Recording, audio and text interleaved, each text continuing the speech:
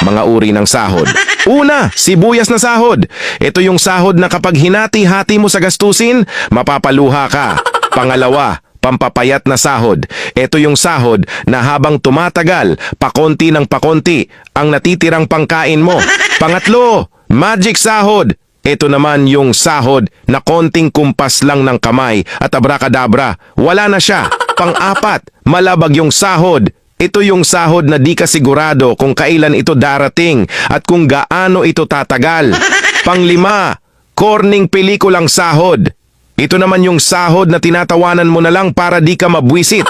Pang-anim, konserbatibong sahod. Ito yung sahod na nakakawala ng inspirasyon. Pang-pito, baog na sahod.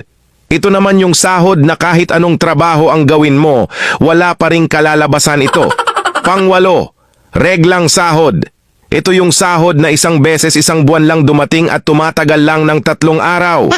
Alin sa 8 ang sahod mo?